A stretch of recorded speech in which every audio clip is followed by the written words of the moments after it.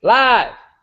Hello, we are live. Welcome to another edition of the Marketing Warrior Hangout. This is your host, Aaron Ludin, the founder and owner of Orlando Branding Agency. I'm here with Alex Szinegh.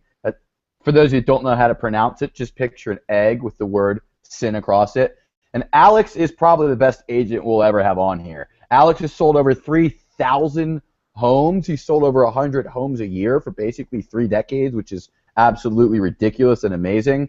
And we're here to talk with him about some of the strategies he uses to basically sell 100 homes a year every year. And so that's really the key here. For those of us that haven't met before, again, my name's Aaron Ludin. I run Orlando Branding Agency. We're a full-service branding and marketing consulting company. And what we specialize in is helping agents with their closing gifts. And so I'm not going to spend a lot of time talking about that, but those of you that would like to speak about branding and marketing consulting or closing gifts or strategic appreciation, feel free to reach out to me after this. But Alex here is absolutely phenomenal, and I don't want to steal his thunder, so let's just go ahead and get this thing started and knock it off right now. Alex, can you tell everyone that's watching a little bit about yourself, where you're from, and how you got started in real estate?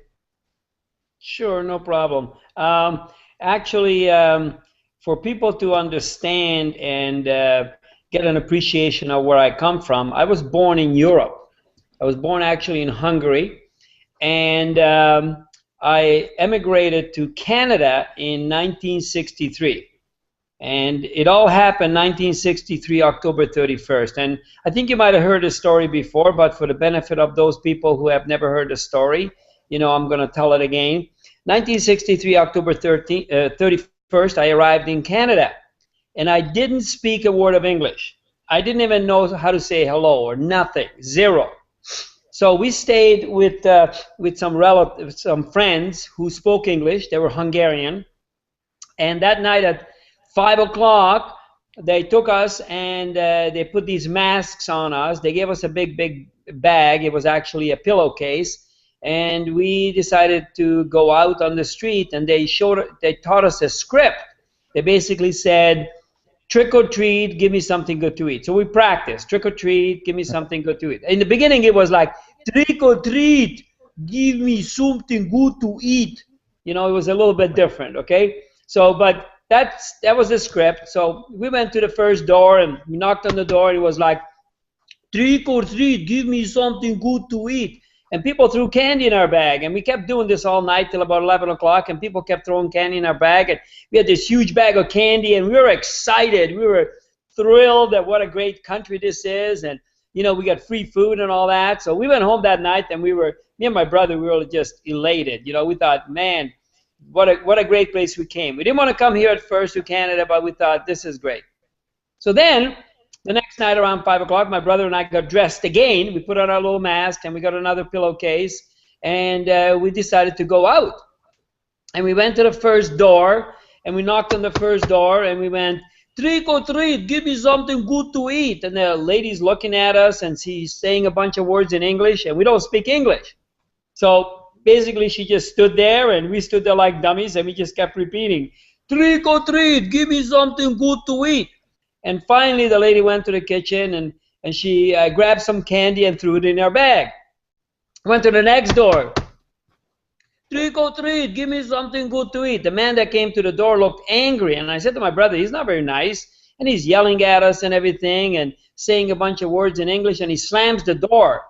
I said to my brother, man, he's not as nice as the people were yesterday.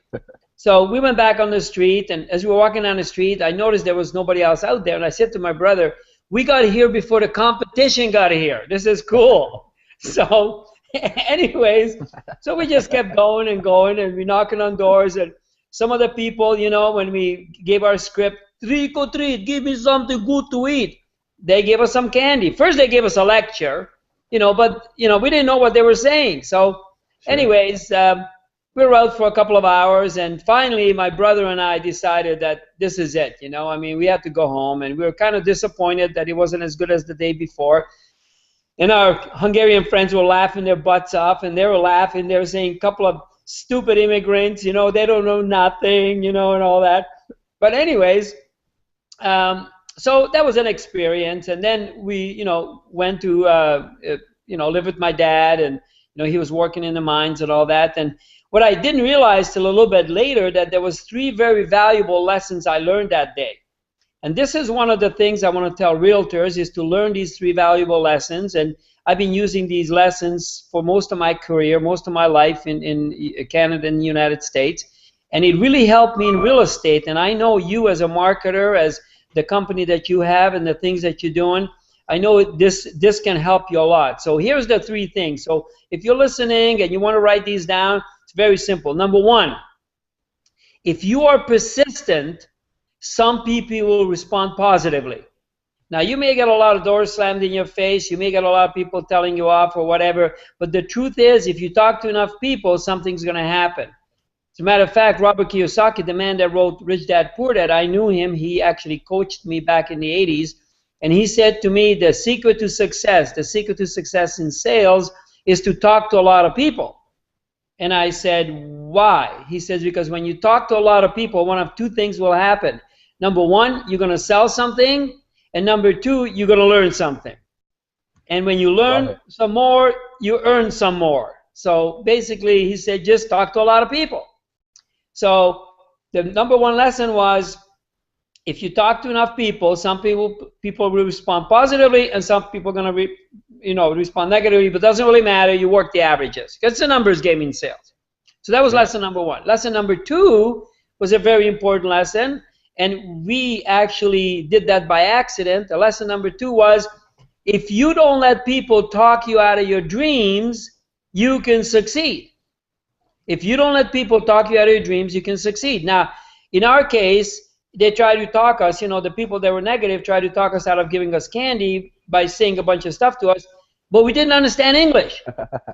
So they couldn't talk us out of it because we didn't speak the language. The problem with salespeople today is this: oh, Aaron, you're too short, you're too tall, you're too ugly, you don't have enough education, you're the wrong color, you're the wrong religion, or what. People always try to talk you out of stuff, right? The thing is, in our case, we didn't speak English, so we couldn't listen to them telling us not going to give us candy. If you're a salesperson, don't listen to the negativity. Don't let people talk you out of your business. You just keep forging forward. So that was lesson number 2, and it was a very valuable lesson. And lesson number 3 is something I've been teaching for 30 years, basically, and that is the right script, even on the wrong day, it's going to work. The right script, even on the wrong day. And we had the right script. We had the script, trick or treat, give me something good to eat. And people understood the script. It was just the wrong day. And some people figured, what the heck, we'll give them candy, they'll go away.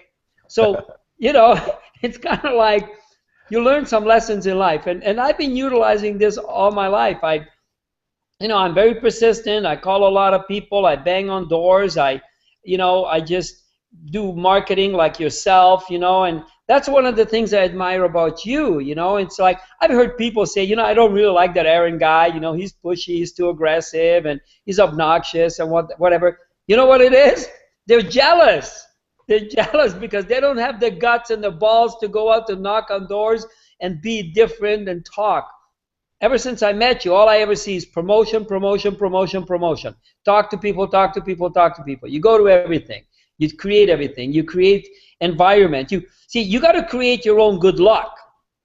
That's just the way it works. People say, oh my gosh, look at you. You're so lucky. Yeah. You know what I discovered? The harder I work, the luckier I get. Amen. That's the story to that, man. Yeah. Let me ask you a question, Alex. Yeah. You got me thinking. Well, first, you brought up the whole not being able to hear not being able to hear people when they told you no. Have you ever seen the video and there's a frog and it's stuck in this hole and the frog can't get out of the hole and all the frogs are telling him you can't do it and whatnot, and he finally leaps out of the hole and he says, thank you for encouraging me, and all the frogs look at him and they go, what's he talking about? We encouraging him. And it takes him about 4 or 5 minutes to realize that the frog is deaf, and all he knows is that they were saying something with a lot of passion and energy, and he thought they were encouraging him, and he got he got what he needed to get up out of there. I thought that reminded me of that story. But my question for you, Alex, is there's a lot of agents listening, right?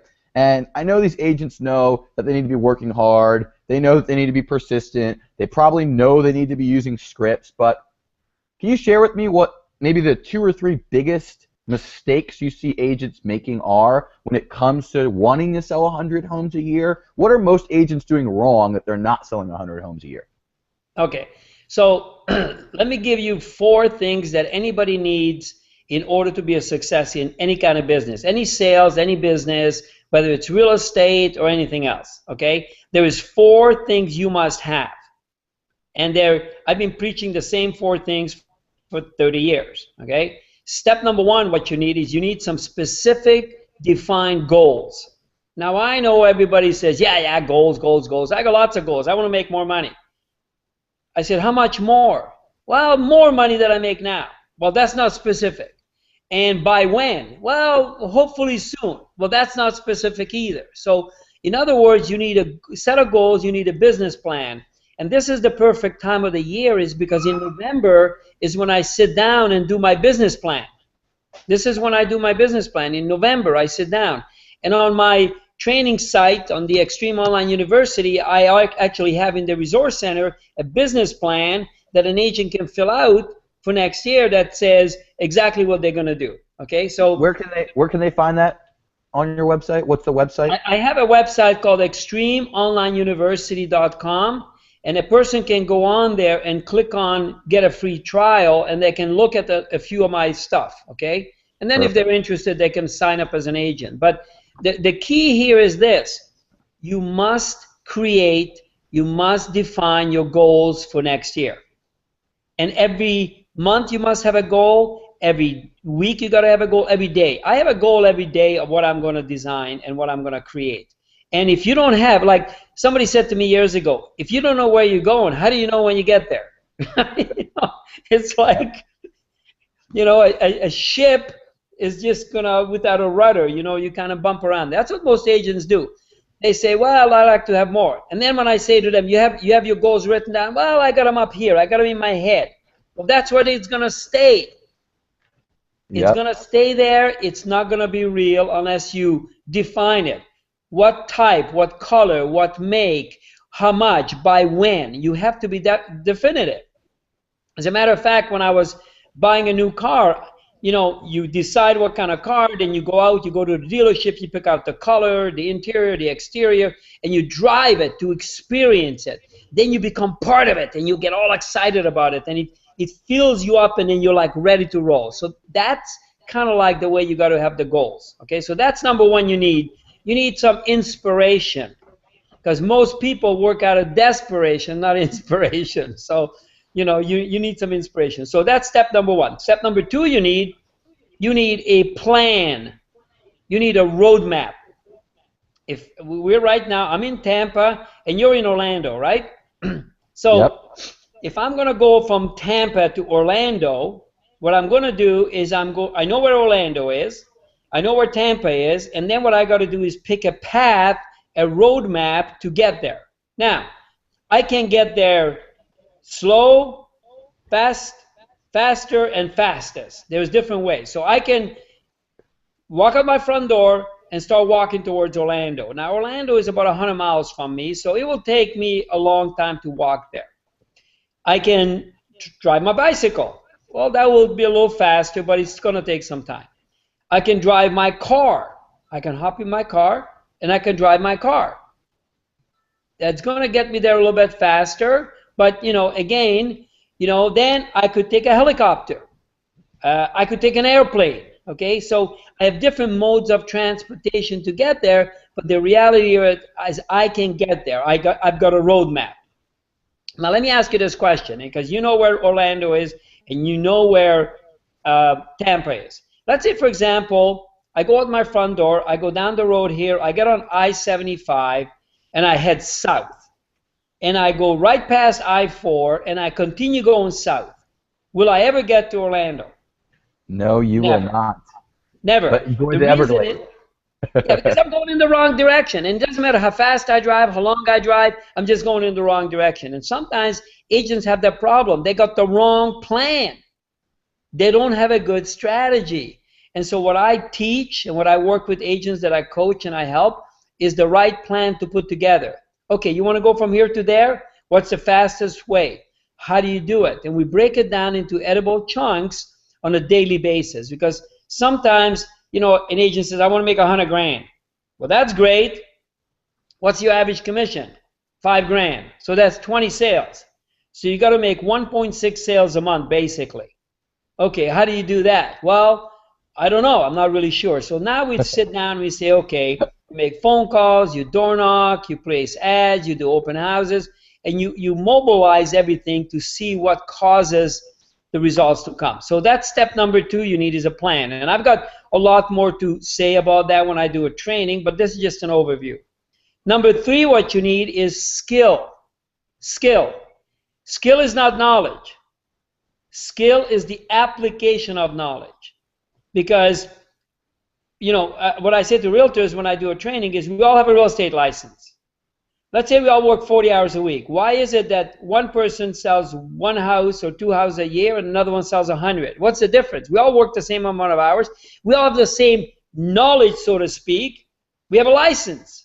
We went to the same school. They make the calls. Even people in my training, they're sitting there, and they're like, I had these 2 guys in my training. You've been to Matthew's office over there, Exit Realty Central, right? Yep. You met Eric and Alex? Oh, yeah. Yeah. Well, when I went there a year ago, I started doing my training. Eric and Alex follows virtually everything I do. They have picked up tons of listings, made tons of sales already, and I have a bunch of agents that were in my training at the same time, and some of them are already out of the business. So what's the difference? Are still there wondering what to do. Yeah. Well, did you know there's 3 kinds of people in the world? People that say, make things happen, people that watch things happen, and people that go, what happened? Yep. Oh, yeah. Right. So anyways, the thing is about it is that, with the people that I have, that I give them the skill is I say, how do you develop skill? You develop skill by practicing, role-playing, rehearsing, practicing. That's how you develop skill. You take your knowledge. Aaron, did you go to high school? Did I go to high school? Yes. Yeah. Did you go to college? I did. Yeah. You graduated? I did. I never finished high school. Okay?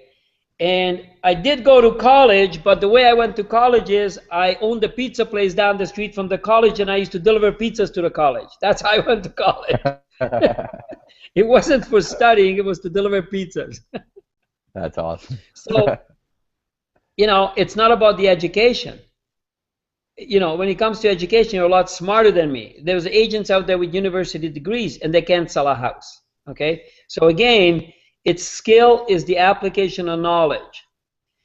And I'll tell you, you asked me the question, what's the problem with realtors? What's the difference? Why they're not selling 100 homes? Item number 4. This is where most of them fall down. It's called action. Action. Amen. A lot of them have big desires, big goals. They got a nice fancy plan. They learn all the scripts. They just never pick up the phone. They never knock on a door. They never go out there. They sit on their butt and wait for something to happen. And that's the problem. Okay? Can I add something to that? Yes. Because this is true in all sales. In all sales. All outside sales that need to pick up the phone and make calls, 80% of the people just don't do it. And for those of you that are listening right now, you're already probably ahead of the pack because you're the type of people that would listen, that would go to training, that would seek more knowledge, that would look to keep learning. If you're watching this, you're the type of person that would attend Alex's training, right? And so I believe personally that there is a large percentage of people who are taking action, are learning, and they're settling for mediocre activity. And that's their biggest problem. The people making no calls, they've got to know they're making no calls. So even if they're wondering why Alex sells so many more homes, they, in the end of the day, know they didn't make any calls. And I do believe that the agents who feel the most oppressed by the economy, by external circumstances, by their clients, by their situations, by bad luck, right?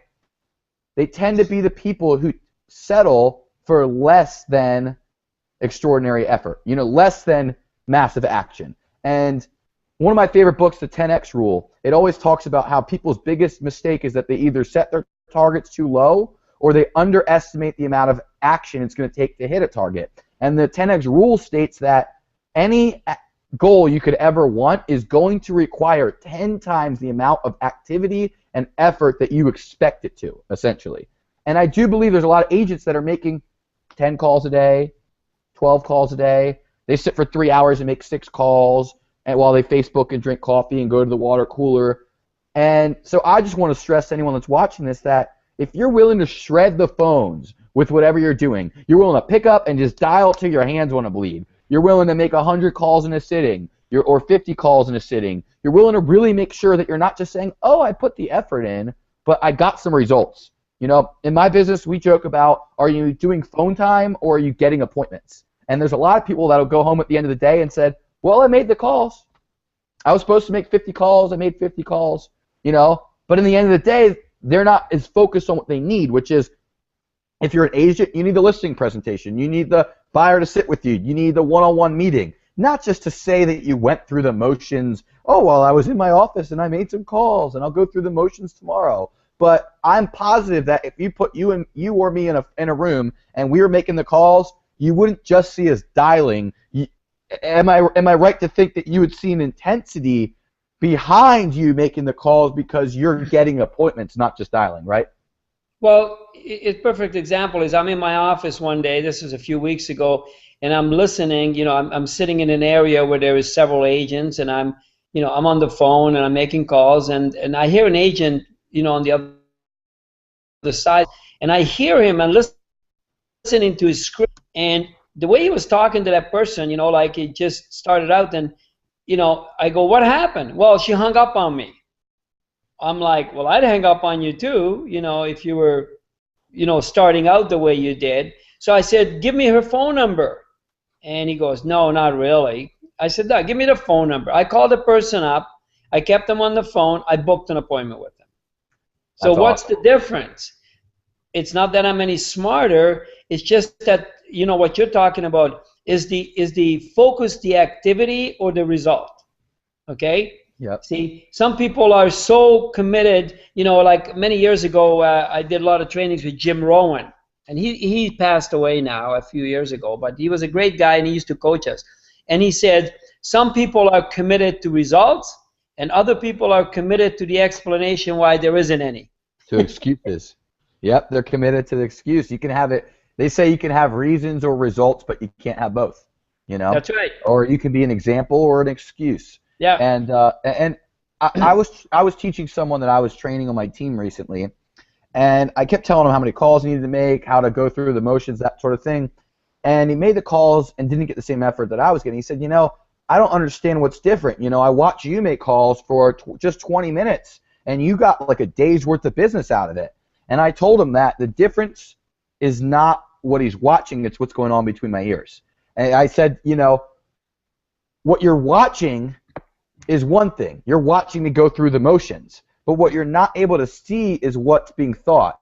Because I know personally, I hold myself to standard that if I'm going to make even 5 calls, I literally make those calls like someone's next to me with a gun to my head saying, if you need to book an appointment in the next 10 minutes, or you need to book a meeting, or whatever the end result is. And I make those calls like it's life or death. Let me use an example. So I'm training this guy, and I'm calling trying to book a Keller Williams team meeting because in the office that I wanted to speak at. And I call the office, and they said, hi, this is Keller Williams, blah, blah, blah. And I talk with the receptionist. I tell her who I am. I talk about what we want to do. I ask about speaking at a meeting. I ask about, when they do their meetings. By the way, mind you, it's 4:55 p.m., okay? So there's about 5 minutes so that phone line's going to shut off, right? So I'm going at it like it's 9 a.m., and I'm going to get at least one meeting sponsorship booked before the end of the day. And I've got 5 minutes to do it. So I'm on the phone talking with her. She says, that's great. My team leader's out of town. Why don't you email me exactly what you want to do, and I'll pass it along to him and get back with you next week. And I said, sure, what's your email? Took down her email address, got off the phone real quick. And the guy says, okay, now what are you going to email her? And I said, I'm not going to email her. He says, what do you mean? I said, I'm not going to need to. Watch this. I Google the team leader's name. I look up his cell phone. I call him on his cell phone. He's in the airport when he picks up my call. And I'm like, hey, this is Aaron. I explain who I am, what I'm calling about. I told him that I wanted to schedule a meeting. He says, yeah, you can call my office back and go over the calendar and whatnot. And I said, I already did it. They told me that you don't have a sponsor for September 16th. Does that work for you? He says, sure.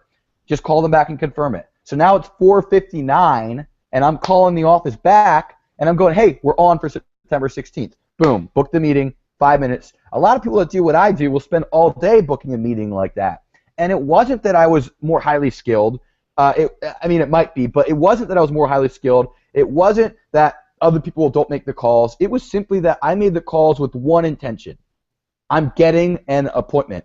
There's no ifs, there's no ands, there's no buts, there's no excuses. The receptionist could try to blow me off all she wants, but I'm going to reach the decision maker, and I'm going to get this done. And that attitude is the same thing that most people need on the phones. There are a lot of agents who pick up the phone and they dial their FISBOs, and they dial with the same energy that they dial their grandmother, or that they dial, that they call back their bill collector or something. They don't pick up the phone and say, you know what? They're not committed. They're not focused. That's the difference. You ever heard, Alex, where they say, what's the difference in a breakfast? What's the difference between between an egg and the bacon? Bacon. Yep. Yeah. The pig was committed. That's right. The pig was committed, and the chicken just participated. So let's go back to you, and let me ask you a question here. So let's say I'm an agent, okay, and I'm selling 20, 30, 40, even 50 homes a year. In your opinion, not talking about the average agent, not talking about the 80%, but our top 20 to 10 or 20% agents, the ones that know the business and are running it well, what's the biggest thing they're missing, or what would help them bridge the gap to go from a couple homes a month to doing 100 homes a year? What's typically the missing ingredient, or the one thing they're not doing that they should be doing? That's a real simple thing. They're probably doing everything themselves. See, here's what I tell to agents, okay? You basically have only a couple of jobs, okay? What's your job? Your job is to prospect, go on presentations, and negotiate contracts. Those are the three jobs you have. Everything else is somebody else's job.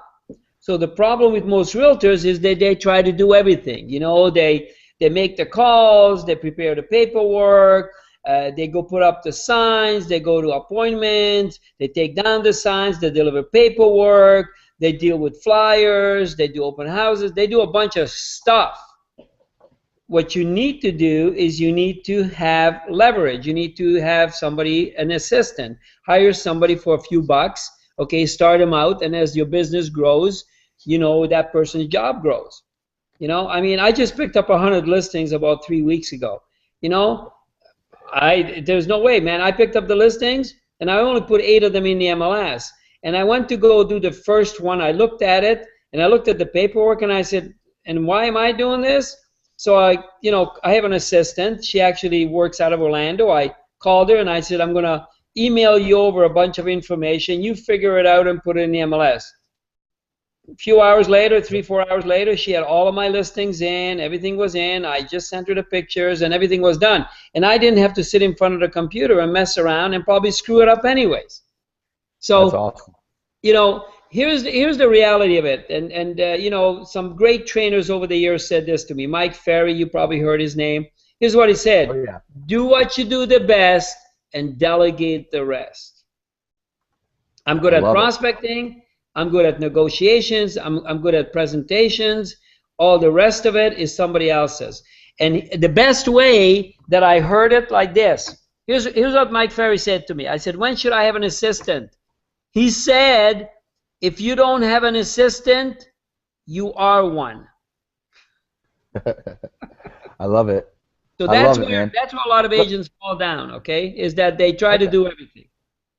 Let me ask you another one, because just in that, you mentioned something that I'm sure some people are going, what did he just say? Tell us how you secured 100 listings, like that quickly. Like, tell us a little bit about what type of process happens to happen to get 100 listings. What type of deal is that offers you 100 listings? If I'm an agent and that made my ears perk up and my eyes, light up, what should I be doing?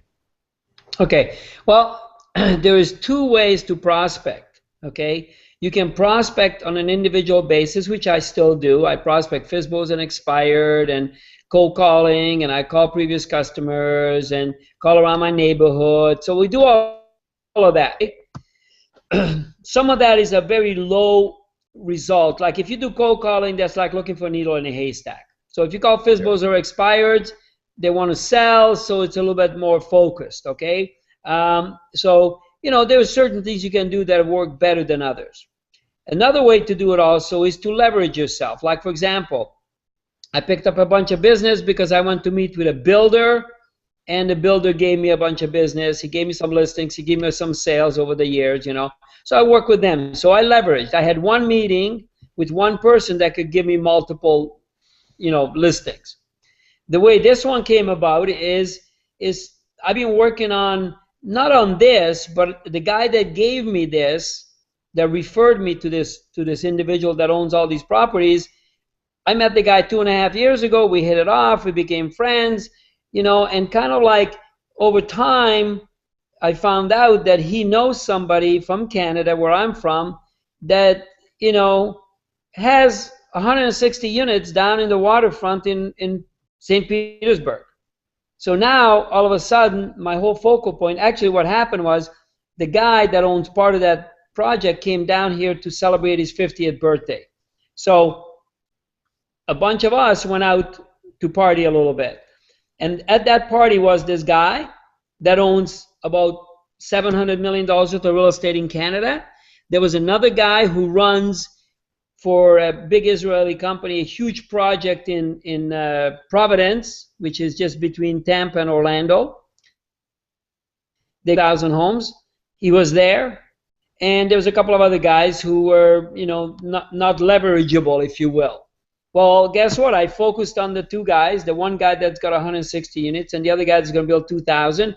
And I said to my girlfriend, I said, I'm going to spend the next couple of months, if it takes a couple of months, to work on these two guys and see if I can land one of these guys.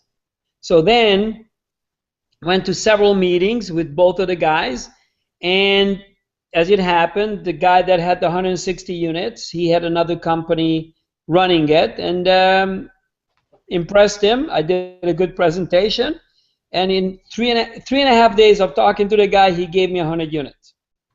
So really, he gave me $15 million worth of real estate that I'm going to make 3% on. So what I'm hearing really is just that you looked for it, you impressed him, you were skilled enough to do it, but really that you had the foresight to think about finding people that can give you lots of listings, not just one. Right. I mean, my whole goal was to find a builder, a developer, somebody that is, you know, going to have a bunch of units over here. See, over the years, most of my business I got at one piece at a time, one listing at a time, two listings at a time. You know, I worked with a small builder, gave me 6, 7 listings and all that. But now, you know, as I am, you know, getting on in the years, you know, I'm thinking to myself, well, I don't want to work as hard, you know. Maybe what I should do is just see if I can find, you know, a builder, developer, somebody that's going to build 100, 200, 300, 500 homes or something, and then become their specific agent and focus in on that. That's awesome. So leverage yourself, you know. Yeah. So another question I've been wanting to ask. Just a sec, Aaron. It's like you. It's like you. You got two ways to do this. One, you can go call on individual agents, or you call on an office and you go into a meeting where there's 50 agents, right? Oh yeah, it's exactly. Kind of the same way, right? Exactly. Yeah. I love it. So let me ask you another one. Let's say that you have a daughter, right? Is that right? The what? You have a daughter, is that right? Well, I have actually 3 daughters and a son, but the one that lives with me is a 12-year-old. Let's say that your daughter or your son, one of your kids, was going to go into real estate as their career. Yes. Okay? And you could not pass on any of your training materials, any of your content, none of your physical marketing systems. You could just pass along your advice and outlines or programs or strategies. What is the number one thing that you would share with them the number one key that you would share and pass on to your kids so that they could have the success that you've had if you weren't able to coach them yourself? Okay, well, that's a good question because I actually have my oldest daughter who's a realtor up in Canada. Okay, she is now 40 and she got into the business at age 22. And she got her license at age 22 and she came home and she said, Daddy, I'm so excited I got my real estate license, and the good news is that I live at home and they told me I'm not going to make any money for the first 6 months, so I'm going to be okay, so you can just help me, guide me and all that, and I'll make some money down the road. So here's what I said to her. I said, honey, you're 22 years old. I'm no longer responsible for you. So here's the deal. You finish your license, you're ready to go. You have to sell a house this week, because if you don't, I'm going to throw you out of the house. You can't live here anymore. She said to me, you got to be kidding me. I said, no, honey. As a matter of fact, I'll pack your bags, okay, and I'll help you get out, okay? That week, she sold a house. She didn't have all the guidance yet. She didn't have all the knowledge. She didn't have all the skills or none of that. She was brand new in the business. And you know what happened? She sold her house the first week. And the reason was because I gave her a little extra motivation. And ever since then, she's been, her husband is in the business now. They prospect every day. And that's basically what she did. She had to get on the phone because I said, the only best way to learn all this stuff is by doing it. You're not going to learn it by watching me or by listening to me or reading a book. I said, you just got to get on the phone and make it happen. And that's what she did. So that's an awesome story. Yeah. That's too cool. I love it. So another question I've been wanting to ask you. So you mentioned that you'd pass along and tell her to make the call, tell her to do that. Say that again? Can't hear you. Sorry, can you hear me now? Yeah. I apologize for that. What I wanted to ask you is, what does a day look like? What's a regular schedule, outline of a schedule? What's it look like to be a 100-home-a-year producer? What can you give me kind of an estimate of what the day-to-day, day-in, day-out schedule should look like? Well, it's very simple, okay? Once I made my plan, I knew how many people I had to talk to every day in order to hit my target. So when we talk about item number 4, the action, it's actually the action you need is a schedule. You need to lay out a schedule or a schedule so that you have it. So here's what my day looked like. I got up at 6 in the morning. I went to the gym and I worked out. Then I drove over to the office and I was in the office by 8 o'clock. Between 8 and 8:30, I made sure I had all my calling lists, people who I had to call, FSBO's expired, and targeting people I was going to call. So I had that ready. At 8:30, I grabbed one of the agents or my partner or somebody in the office. Sometimes I called another person in another office, and we role-played for a half an hour. We practiced our scripts for a half an hour. So we were calling FSBOs. It was very simple. I got a script, and it went something like this, okay? Hi, I saw your ad. Is the property still available for sale? Yes. Are you the owner? Yes. Are you cooperating with real estate agents? No, I'm not. And it didn't matter what they said. We always went to question number 2. Question number 2 went like this. Let me ask this. If I had a qualified buyer willing to pay a price acceptable to you, would you accept such an offer from me and my buyer?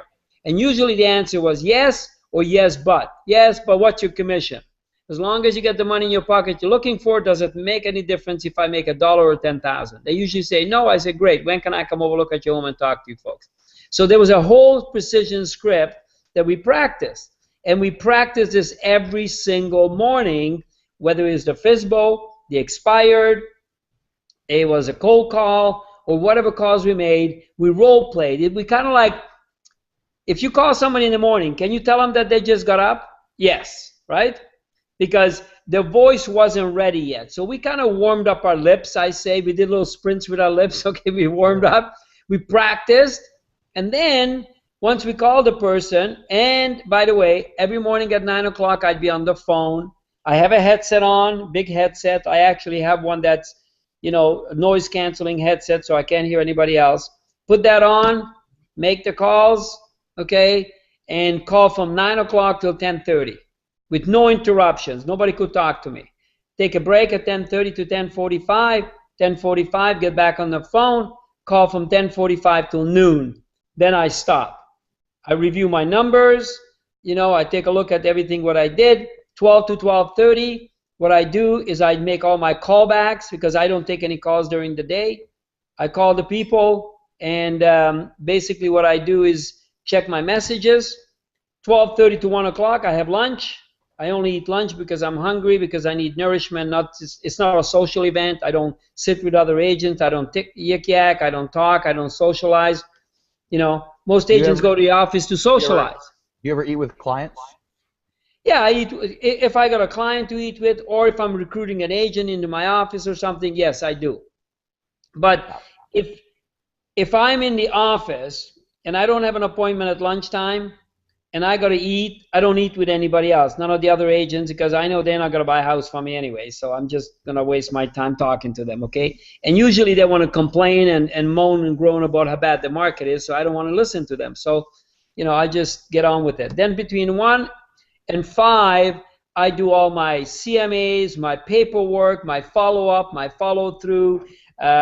I do sometimes appointments with buyers or maybe sellers. So, I just do that. And then what happens is if I have appointments at 5 or 6 o'clock, then, I go to those appointments, then I go home. I usually home by 7, most of the time, 7:30. But a lot of times I don't have appointments in the evening. And I usually do this Monday to Friday. I don't work the weekends usually, I don't work like conventional agents. I try to do my business a little bit differently. So, that's the way it was. And once you get into a rhythm and you book appointments, and the other thing was we're talking about taking your business to the next level. I only focus on listings. I don't deal with buyers. I have a buyer's agent. I give it off and share the commission and let them run around with a person. And here's the reason why. National Association of Realtors, NAR, did a study. You know what they found? The average listing from the time you take it to the time it sells takes 5 hours. The average buyer, 60 hours. By the time you put them in your car, drive them around, and waste all the time with them. So guess what? If I'm going to work 60 hours, I can make 1 sale, or I can make 5 sales, or 6, or 12, right? I love it. Yeah. So there's 2 things that I want to make sure that I've heard you say that I want them to be on this video. And the first one is I'd love for you to share. I once was in your training, and this agent stood up and was very, very, very worried. The agent was worried about other agents who dropped their commission, who cut their commission, and they were worried about what to say to a buyer when they want you to drop their commission or when they mention another agent. And you had a great response to it. And I'd love if you could share just a little bit about your philosophy behind that and what you say, what your beliefs are related to cutting commission. Okay, are you talking about a seller or a buyer? Because the buyers don't have anything to deal with the commission. Sorry, I meant the seller. You're right. Yeah, no problem. I just wanted to clarify. The bottom line is, okay, my first response generally is, I just look at him, I go, nope. Any other questions? Okay, so that's just straight out of the bat, because a lot of times people will ask you hoping to get a discount, but if you just firm, then they're not going to say anything, okay? They go, oh, okay. I usually, sometimes it depends how they ask the question. Sometimes they say, let's say they tell you that some other agent was willing to. Not a problem. So this is where you got to understand your value, and there is a lot of different answers for that, okay? So one of the things I say to them is, let's say they say another agent said they would, and I say, you know why that makes me nervous? And they say, why? The reason is because any agent that gives away their commission like that gives away the equity in your home just like that. Is that what you want? And they go, no. I go, then sign the contract, okay? So that's just one answer, right? But sometimes they say, is your commission negotiable? And I go, yeah, you can pay me 6, 7, 8, 9, 10%. Stop me anytime you want. Okay. So that they kind of laugh, and I say, no, the more money you pay, the more money you get in your pocket. And they said, that doesn't make sense. And I say to them, if I can prove to you without a shadow of a doubt that you actually make more money by paying me more? Would you go ahead and increase the commission? They go, if you can prove that to me, I would. I say, great. And then I have a presentation that I do that shows them how I can get them more money in their pocket. And all of a sudden, I'm taking 7, 8, 9, 10% commission checks. So That's it works. awesome. So I'm assuming that program is a little lengthy for you to explain here. So what are some ways that people can get in touch with you if they want to either learn from you, they want coaching, for brokers or team leaders on the phone that might want to bring you in to teach, for people that want to do events and pay you to speak? How do people get in touch with you, Alex? There's a couple of different ways. They can go and send me an email. My email is Alex, A-L-E-X, S as in Sam, Z as in zebra, I-N-E-G-H, and the word coach at AOL.com. So Alex Szinegh Coach at AOL.com. They can Google me if they type in Alex Szinegh, S-Z-I-N-E-G-H, just Alex Szinegh in Google. There's 3,700 websites with my name on it, so I'm not hard to find, okay? And they can also call me. My phone number is 702-334-5570. I kept my phone number when I lived in Vegas, so I don't change it, but I'm down here in Florida.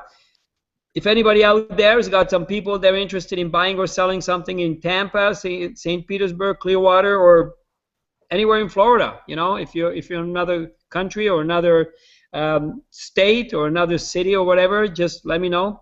I actually just got a referral from Orlando, and I got a referral from somebody down in Miami. So, you know, people send me stuff. And, you know, I'm easy to find. I mean, I'd love to help agents. And one of the big things is this. I don't only train and speak. I'm actually a realtor. I'm licensed in Alabama and Florida, and I've been selling real estate. I take listings, as you can see.